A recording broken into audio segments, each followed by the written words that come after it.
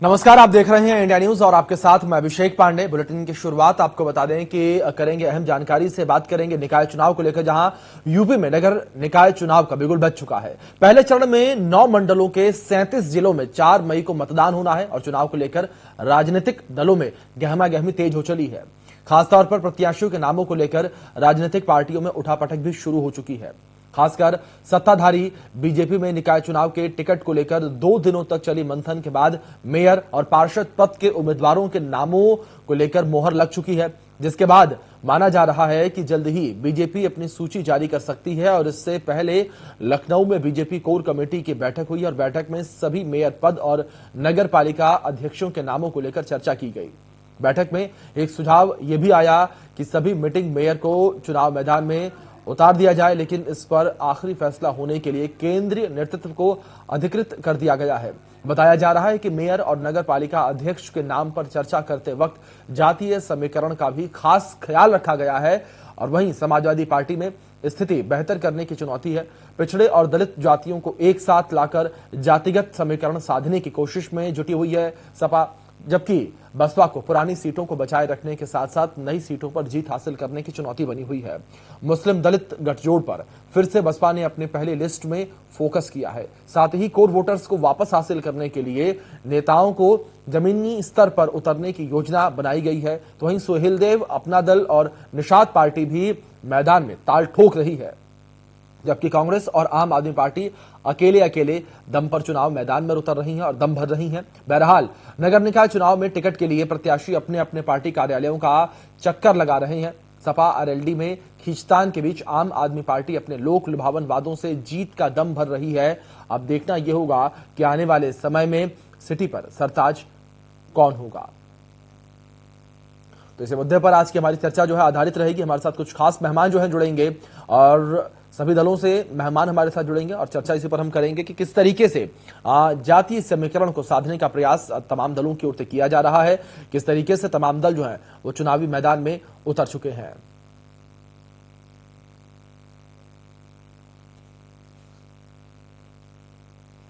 तो निकाय चुनाव का बिगुल जो है बज चुका है। तमाम दलों ने ऐलान कर दिया है चुनाव को लेकर, प्रत्याशियों की लिस्ट को लेकर भी ऐलान जो है कर दिया गया है। और ऐसे में लगातार जो जातीय समीकरण है उसको लेकर लगातार समीकरण जो है वो सेट किए जा रहे हैं, चाहे वो समाजवादी पार्टी हो, भारतीय जनता पार्टी हो, बसपा ही क्यों ना हो। सभी की ओर से जातीय समीकरण को साधने के लिए प्रयास जो है लगातार किए जा रहे हैं और वो खाका, वो सांचा तैयार किया जा रहा है जिस पर जातीय समीकरण सटीक बैठे और निकाय चुनावों में जीत जो है वो दर्ज हासिल कर सके।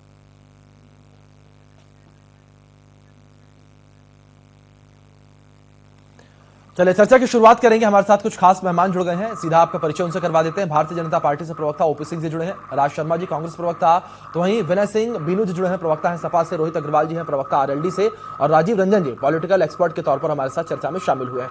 चर्चा की शुरुआत ओपी सिंह जी मैं आपसे करना चाहूंगा। लंबा समय लगा लिस्ट को लेकर, मंथन लंबा हुआ, 2 दिनों तक बैठक चली।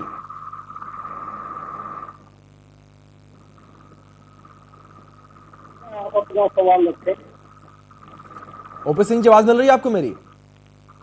हाँ मिल रही है जी सर, सवाल यहां पर यही है, लंबी चर्चा चली है, नाम को लेकर खींचतान भी देखने को मिली, 2 दिनों तक बैठक, फिर इसके बाद केंद्रीय नेतृत्व के हवाले कर दिया गया है।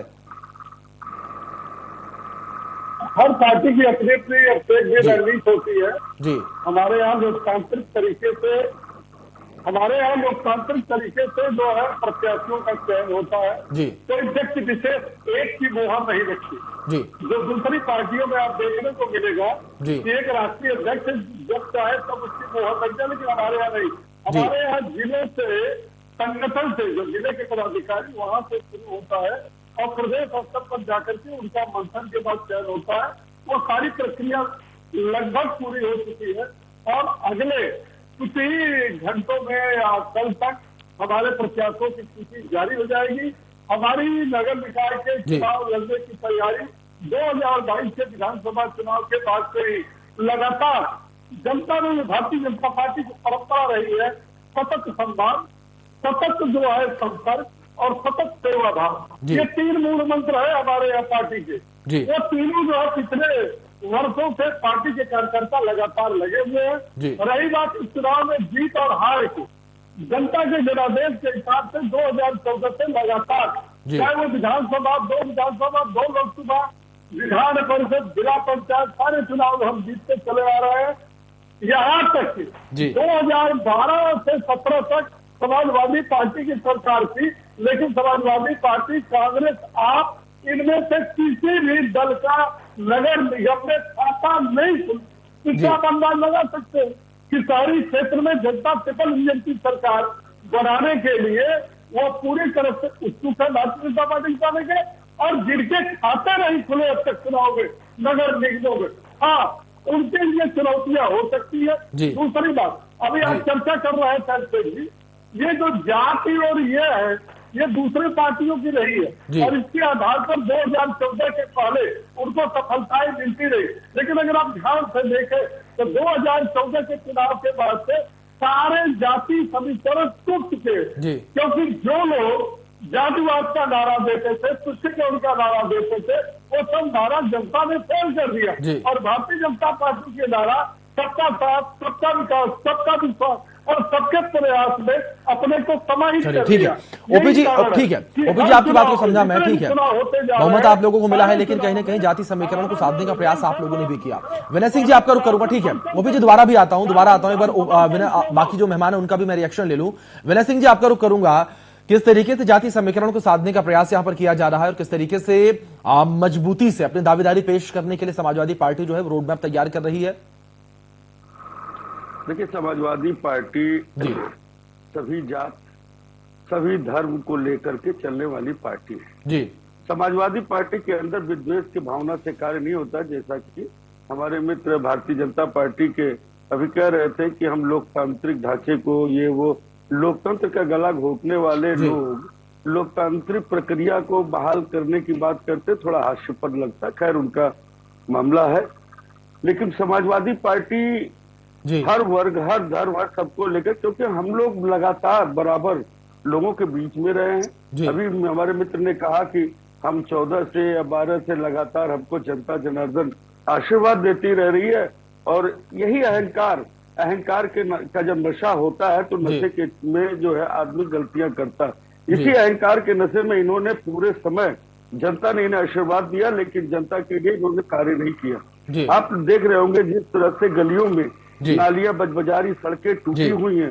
स्वास्थ्य की स्थिति यह है कि डेंगू का जब कहर बरपा था तो लोग बरामदे से लेकर के गाड़ियों में जगह जगह ग्लूकोज का बोतल लेकर के इलाज कराते पाए गए, जिनकी जो सुचारू रूप से अपने इलाज को नहीं करा पाए। बहुत लोगों ने अपनी जान गंवानी पड़ी। इन सब स्थितियों को देखते हुए जनता ने कहीं न कहीं मन बनाया, क्योंकि महंगाई आप देख रहे हैं, ऐसा नहीं है कि नगर निकाय के चुनाव में महंगाई असर नहीं डालेगी। लोगों के थाली से आज रोटी गायब हो रहा है। जिस तरीके से आप देखिए, नगर पंचायतों का चुनाव है, जो गाँव में जब आप जाएंगे तो गांव में लोगों को खाद नहीं मिले, डीएपी नहीं मिल रही है, पशु जो है लगातार परेशान किए हुए, रात भर उन्हें अपनी फसल के लिए जो है रात भर सोना पड़ता है, तब जा करके कहीं फसल उगा पाते। तो तमाम दिक्कतें हैं। इसी जो अभी ओपी सिंह भाई साहब कह रहे थे ना, इसी अहंकार में इन्होंने सारी दिक्कतें उत्तर प्रदेश की जनता को दिया है। अब वो समय आ गया है कि जनता इन सब सारी दिक्कतों से निजात पाने के लिए भारतीय जनता पार्टी से छुटकारा चाहती है। चलिए, ठीक है, देखना बड़ा दिलचस्प होगा विनय सिंह जी की किस तरीके से आप लोग जनता तक मैसेज कन्वे करेंगे। रोहित अग्रवाल जी, आपका रुख करूंगा, साथ में आप लोग चुनाव लड़ रहे हैं रोहित जी, लेकिन मनमुटाव की खबरें लगातार सामने आ रही हैं। 120 सीटों का दावा आपकी ओर से किया जा रहा है, लेकिन बात बन नहीं पा रही है। मनमुटाव की खबरें मुझे लगता है भारतीय जनता कार्यालय से जारी हो रही होंगी। बाकी हमारे यहाँ तो कोई मनमुटाव है नहीं जी। हमारे यहाँ तो सामंजस्य बना हुआ है जी। और राष्ट्रीय लोकदल समाजवादी पार्टी मजबूती से चुनाव लड़ रहा है। कल माननीय जयंती चौधरी जी और अखिलेश यादव जी व चंद्रशेखर जी बाबा साहब भीमराव अम्बेडकर जी को श्रद्धांजलि अर्पित करने के लिए मध्य प्रदेश में साथ में ही थे। तो हमारे यहाँ तो कोई मनमुटाव कहीं दिख नहीं रहा है। मुझे लगता है कि जिस तरीके की भारतीय जनता पार्टी की हताशा है, उनको दिख रहा है कि ये चुनाव वो जीत नहीं पाएंगे जी। उनको दिख रहा है कि शायद उन्होंने काम नहीं किया है, इसीलिए उन्होंने सबसे पहले तो एक षड्यंत्र किया कि चुनाव को टालने का काम किया। ये चुनाव जनवरी तक खत्म हो जाना चाहिए था, परंतु इन्होंने चुनाव में उतरने की हिम्मत ही नहीं दिखाई और इन्होंने इस चुनाव को टालने का काम किया। उसके बाद टालने के बाद आज स्थिति ये है कि भारतीय जनता पार्टी अपने किसी भी कार्यकर्ता को संतुष्ट नहीं कर पा रही है और ना टिकट बांट पा रही है। ये कह रहे हैं हम तो जाति के आधार पर टिकट नहीं बांटते, पर स्थिति ये है कि घोर जातिवादी आधार पे ये टिकट बांटने की कोशिश कर रहे हैं और पूरी तरीके से ये विफल हो रहे हैं अपने कार्यकर्ताओं को संतुष्ट करने में। स्थिति ये है कि इनके प्रदेश अध्यक्ष की अब इतनी भी पोजीशन नहीं है पार्टी में कि वो नगर निकाय की चुनाव की टिकटें दे सकें। अब प्रदेश अध्यक्ष इनके दिल्ली गए हैं और दिल्ली से जारी होंगी नगर निकाय की इनकी लिस्ट।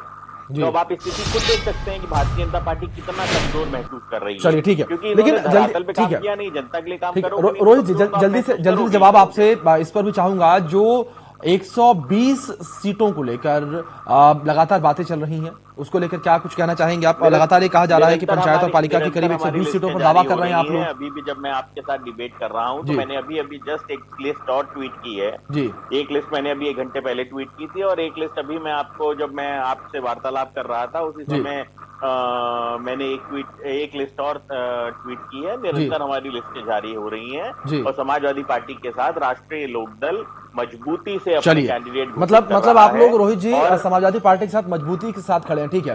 राज शर्मा जी आपका रुख करूंगा, किस तरीके से जमीन आप लोग बचा पाएंगे? क्योंकि विधानसभा चुनावों के जो नतीजे सामने आए थे, उन नतीजों को हमने देखा कि किस तरीके से जो दावे किए गए थे, जिस तरीके से प्रियंका गांधी एक्टिव नजर आई थी उत्तर प्रदेश में, कर गुजरने की बातें कही गई थी, लेकिन उसको आप लोग रिजल्ट में तब्दील नहीं कर पाए थे। देखिए भाई, सबसे पहले तो मैं ये बात कहना चाहता हूँ जी कि जब भी इलेक्शन होता तो इलेक्शन संभावनाओं का गेम है जी। आप कोई भी इलेक्शन बिना जीत की संभावना के लड़ भी नहीं सकते। बिल्कुल। अब और मैं अपनी जीत का आधार ये बताता हूँ जी। अभी बीजेपी के प्रवक्ता ओपी भाई कह रहे थे कि इन्हें जनता का प्यार मिल रहा है।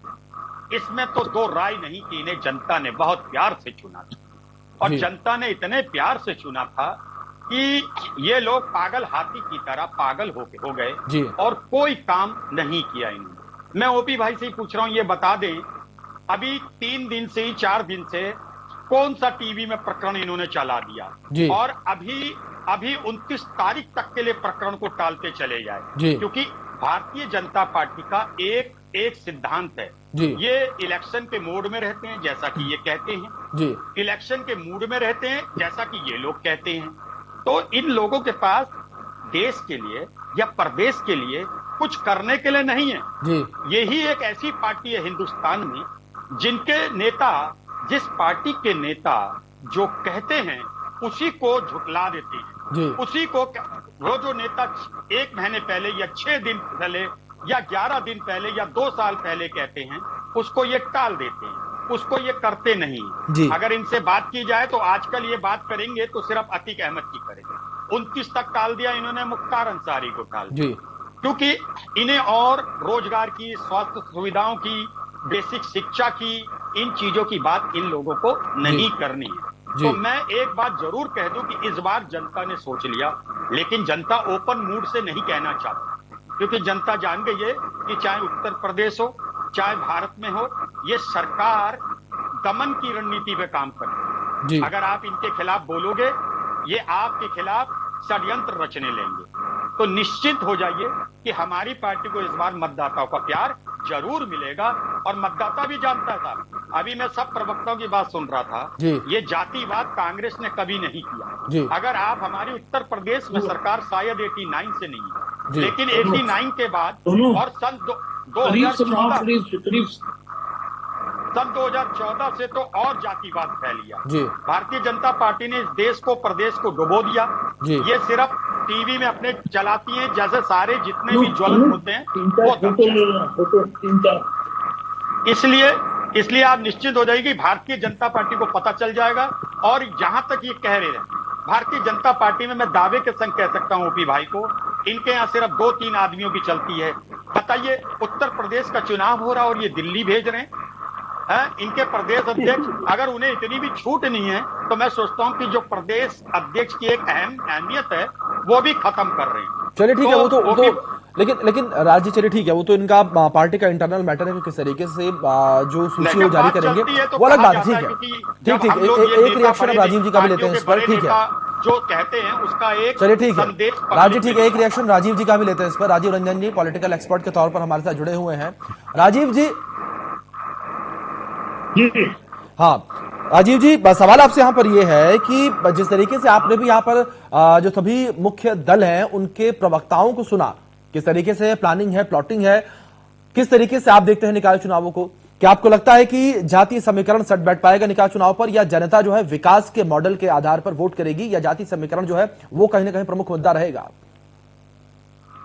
ये देखिए, अभी जो उत्तर प्रदेश में विधानसभा चुनाव जल्दी हुए जी, तो विधानसभा चुनाव में करीब 15 करोड़ वोटर थे और करीब 4.25 करोड़ वोटर इसमें, यानी 25% की आबादी इससे प्रभावित होती है जी। अब जहाँ तक ये शहरों के चुनाव है तो नगर निगमों में, नगर निकायों में भारतीय जनता पार्टी का परंपरागत रूप से वर्चस्व रहा है।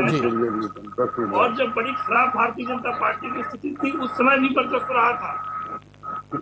तो आज की स्थिति में भारतीय जनता पार्टी की डबल इंजन की सरकार है और लगातार इन लोगों ने विकास के कार्य किए हैं, तो निश्चित तौर पर पड़ रहा है इस चुनाव में भारतीय जनता पार्टी का भारी रहने वाला जी। अब समाजवादी पार्टी जो मेन कंटेंडर है उसके सामने एक चुनौती सबसे बड़ी है कि कम से कम एक नगर निगम की सीट जीतना। पिछली बार 16 नगर निगमों में 2 बहुजन समाज पार्टी की थी जी, और भारतीय जनता पार्टी यूपी में सेकंड नंबर की पार्टी होने के बावजूद नगर निगमों में कोई उसकी संख्या नहीं थी जी। तो समाजवादी पार्टी के लिए सबसे बड़ा चैलेंज होगा कि कम से कम एक सीट जीतना और एक से ज्यादा जीतना। आधी सीटें पूरी जीते सफलता पर निर्भर करता है, लेकिन कम से कम एक सीट जीतना ताकि यह लगे कि नगर निगमों में भाजपा की मेन कंटेंडर वही है जी। और अभी जो स्थिति है इधर भी चुनाव में जो तमाम बयान जी पार्टी द्वारा चलाए गए, तो उनका एक टेस्ट का भी यह चुनाव है कि जनता क्या इस पर रिएक्ट करती है। जी चलिए ठीक है, यहाँ पर ओपी जी आपका रुख करूंगा। जिस तरीके से कई सवाल जो है आप लोगों पर भी उठ रहे हैं, जिस तरीके से लिस्ट को लेकर मैंने पहले भी जिक्र किया था ओपी जी कि मंथन जो है लंबा चला, इसके बाद भी जो लिस्ट है वो केंद्रीय नेतृत्व के पास भेजी गई, ये एक बड़ा सवाल निशान खड़ा हो रहा है आप लोगों के ऊपर। मैंने कहा ना कि देश भी कि हर पार्टी अपनी रणनीति होती है। हमारी पार्टी जो पार्टी है वो दूसरी पार्टियां हैं कि जिसके सर्वा परिवार का एक सदस्य, तो मैं जिसको मोहर लगाई केंद्रीय नेतृत्व को भेजा गया, ये मेरी जानकारी में तो नहीं है, लेकिन ये जरूर है कि जो भी निर्णय हमारे यहाँ होता है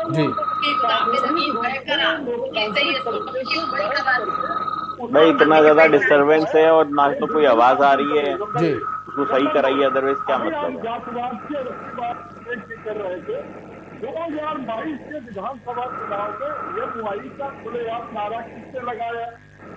तुष्टीकरण के नाम पर अतीत और विस्तार के मामले में खुलेआम आंसू किसने बहाया? जब आप चुनाव लड़ने जाएंगे जनता के बीच में तो जनता की अदालत में विकास की कसौटी पर आप कसे जाएंगे कि नहीं कसे जाएंगे? आपकी उत्तर प्रदेश में 4 बार, किसी की 3 बार, किसी की जो है 3-3.5 दशक पहले हमेशा सरकार रही, उन काम काजों की जनता कसौटी पर कसती है और जब कसेगी तो पहली बात 3 बातें समझ में आएगी। नंबर 1, शहरों का विकास चतुर्मुखी किस प्रकार से हुआ। आज शहरों में आप ये देखिए कि जितने प्रभाव साउंड है, मतलब ये मेरे का चुनाव लड़ा जा रहा है, जरा उसमें से विकास कार्यों की स्थिति उठा के देखिए कि आज वो विश्व पटल पर पर्यटन के अब का बहुत बड़ा केंद्र बना है। चाहे वो अयोध्या हो, चाहे वृंदावन मथुरा हो, चाहे काशी विश्वनाथ कॉरिडोर हो, चाहे बिंदु क्षेत्र हो, चाहे चित्रकूट क्षेत्र, ये विश्व का नहीं भारत में विश्व का सबसे बड़ा पर्यटन का केंद्र बना है। तो इन शहरों का विकास हुआ हो रहा है। दूसरा, सरकार हमारी स्मार्ट सिटी के नाम पर ये कहते हैं कौन सा स्मार्ट सिटी, कैसा स्मार्ट सिटी? अरे भैया कभी जीवन में बनाया हो तो जाना, आज आपको स्मार्ट सिटी देखना है तो आप काशी चले जाओ, वाराणसी चले जाओ, अयोध्या चले जाओ, गोरखपुर चले जाओ, आप वृंदावन मथुरा चले जाओ, जी। आप जो है फिरोजाबाद चले जाओ, मेरठ चले जाओ, शाहजहांपुर चले जाओ। चलिए ठीक है, मतलब ओपी जी तमाम काम किए जा रहे हैं जिनके आधार पर आप जनता के बीच जाएंगे। ठीक है, विनय सिंह जी आपका रुख करूंगा। विनय सिंह जी, जो विधानसभा चुनावों में खामियां रह गई थी या यूं कहें कि कमियां रह गई थी, उनको किस तरीके से दूर किया जाएगा और किस तरीके से उनसे सीख लेने के बाद निकाय चुनाव में उतरेंगे आप लोग? क्योंकि जाहिर तौर पर जो आगामी लोकसभा के चुनाव हैं उससे पहले का सेमीफाइनल भी इसे प्रदेश में कहा जा रहा है। जी जी, मैं आपकी बातों का जवाब देता हूँ जी। ओपी भाई क्या बोल रहे थे, उनका नेटवर्क गायब हो जा रहा था अभी जी। हो सकता है कि मीडिया की आवाज उनकी आवाज मीडिया तक पहुंच रही होगी, हम लोगों ने तो फिलहाल नहीं सुना जी। तो मैं उनकी बात का जवाब नहीं दे पाऊंगा। जी। हाँ, मैं आपने जब पूछा मैं उस पर जरूर कहना चाहूंगा। अभी कह रहे थे जी कि एक भी सीटें समाजवादी पार्टी की नहीं थी। एक्सपर्ट जो आपके थे अभी कह रहे थे जी कि पिछले नगर निगमों में महापौर में एक भी सीटें, मैं मानता हूँ, लेकिन आपको ये नहीं बोलना चाहिए कि अब भी विधानसभा चुनाव जब हुआ है जी तो समाजवादी पार्टी का वोट ऑफ परसेंटेज 36% रहा है जी और भारतीय जनता पार्टी का 40% रहा है। हम 22% से जाकर के 36% पर कहीं न कहीं पहुंचे हैं। जी। तो जाहिर सी बात है कि हमारे जनाधार बढ़े हैं और इस परसेंटेज को देख करके लगता है कि सत्ता के पक्ष के खिलाफ आक्रोश जो है जनता का बढ़ा है। पहली चीज। दूसरी चीज, नगर पंचायतों की गणना आपने नहीं किया सर। नगर पंचायतों में समाजवादी पार्टी की सीटें ज्यादा आई थी। जहां भी बैलेट पेपर से हुआ था, जो नगर पंचायत है वहां पर समाजवादी पार्टी की सीटें ज्यादा आई थी। अगर सभासद की आप ले लीजिए तो लखनऊ के अंदर भी अच्छी खासी 40% तक की सीटें समाजवादी पार्टी की रही है, गोरखपुर में रही है। अब हाँ, महानगर में अब की बार हम सीटें निकालेंगे और भारतीय जनता पार्टी को हराने में हम पूरी तरह से तैयार हैं, क्योंकि भारतीय जनता पार्टी। चलिए, मतलब आप विनय जी, तैयारी आप लोगों की ओर से पूरी की गई है। ठीक है, तैयारी आप लोगों की ओर से पूरी की गई है। एक बार राजी का रुख कर लेते हैं। राज जी, आप लोगों की ओर से तैयारी किस तरीके से की गई है? और सवाल आपसे भी यही है कि पिछले चुनाव से, यानी कि जो विधानसभा के चुनाव थे, उनसे क्या कुछ आपने सीखा है?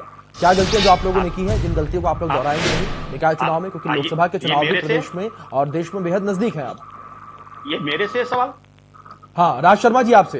हाँ जी। मैं एक बात कहना चाह रहा हूँ कि हमने बिल्कुल ग्रास रूट पे वर्क किया है और हम जब से चुनाव हुए हमें पता है कि हमें कोई तो कारण और कोई कमी रही होगी कि जो हमें वोटर्स का सपोर्ट नहीं मिला, लेकिन हमने इस दरमियान पिछले 5 सालों में बहुत मेहनत की है और मुझे ये उम्मीद है कि इस बार रिजल्ट जो आएंगे वो एक चौंकाने वाले होंगे और जो वोटर्स का है, मतदाता लोगों का जो प्यार है। राज जी, सवाल वही है। राज जी, सवाल वही है कि जब अभी विधानसभा के चुनाव 1 साल पहले ही बीते हैं करीब करीब, उससे क्या सीख लिया आप लोगों ने? 5 साल की बात तो दूर की है। अब सीख तो देखिए जी, राजनीति पार्टियों को हमेशा वर्क में लगा रहना जी।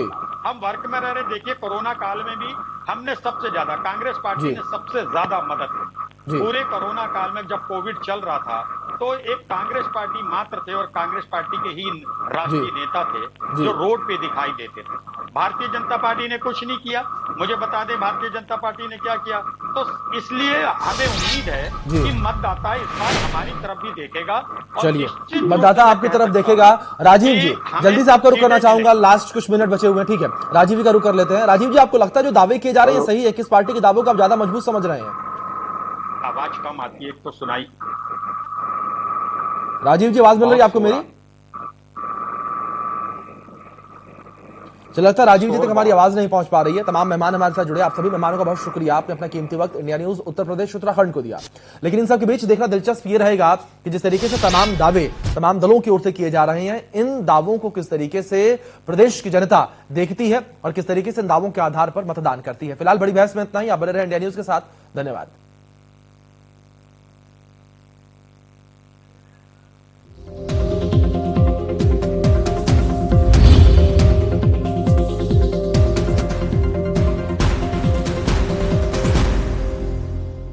बढ़ते पोल्यूशन और बदलते मौसम के साथ सर्दी, खांसी, जुकाम एक आम बात है। ऐसे में लीजिए मुल्तानी कुका कफ सिरप, ताकि बदलते मौसम के साथ आप न बदले। Shamiya international builders private limited real estate के क्षेत्र में एनसीआर के गाजियाबाद और नोएडा क्षेत्रों में अपने कंस्ट्रक्शन क्वालिटी के लिए जाना माना नाम है। इंजीनियर जमील अहमद खान के नेतृत्व में 25 वर्षों में 25,000 से ज्यादा फ्लैट्स का निर्माण किया है और टाउनशिप परियोजनाओं का निर्माण कर लगातार देश के निर्माण में अपना सहयोग कर रहे हैं। निर्माण एवं टाउनशिप के माध्यम से सामाजिक सेवा का सराहनीय कार्य किया और एकता का संदेश